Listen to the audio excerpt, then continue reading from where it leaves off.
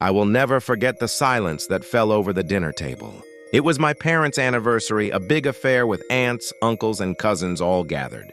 I was just trying to quietly eat my roast chicken, hoping to go unnoticed. My startup had just crashed and burned, taking all my savings with it. Of course, my older brother Mark couldn't let that slide. He stood up, glass of champagne in hand, and proposed a toast.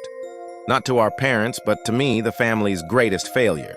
He described my failed venture in excruciating detail, his voice dripping with condescending pity. Laughter rippled through the room, a mix of pity and mockery.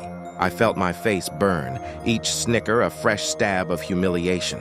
My father looked away, my mother offered a weak, apologetic smile. In that moment, surrounded by my own family, I had never felt more alone or more worthless. The taste of revenge, however, was a seed planted that very night. A few weeks later, my mother asked me to find some old photo albums in the attic for a family history project. As I sifted through dusty boxes filled with faded memories, my hand brushed against a locked metal briefcase tucked away behind a stack of old yearbooks. It was my father's, but it looked out of place.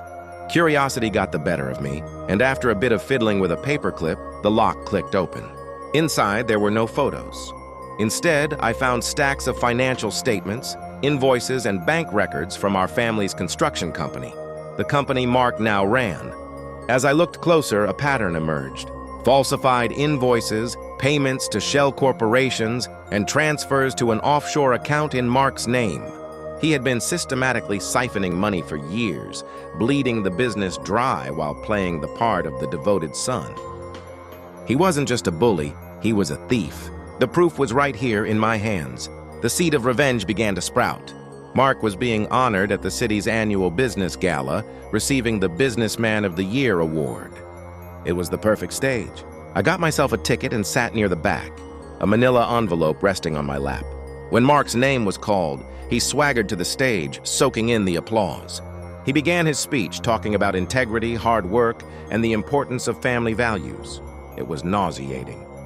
As he basked in the spotlight, I quietly got up and moved along the press row. I discreetly handed copies of the documents to a few key journalists I had researched, whispering, "You'll want to look at this. It's about your man of the year." I watched their eyes widen as they scanned the papers, the initial confusion turning to predatory excitement. I returned to my seat just as Mark was wrapping up his speech, his voice filled with self-congratulatory pride. He had no idea his world was about to crumble. The fallout was immediate and spectacular. The next morning, Mark's smug face was plastered across every major news outlet, not as a celebrated businessman, but as the subject of a massive embezzlement scandal. "Businessman of the Year arrested for fraud," one headline screamed. Another showed him being led away in handcuffs, his tailored suit looking ridiculous. The cameras that once adored him were now his worst enemy. I sat in a quiet cafe, sipping my coffee and watching the news unfold on a small screen. There was no joy on my face, no triumphant smile, just a profound sense of calm. The humiliation he had inflicted on me was a public spectacle, and now so was his downfall. He had built his pedestal on lies and cruelty, and I had simply kicked it out from under him. The scales were finally balanced.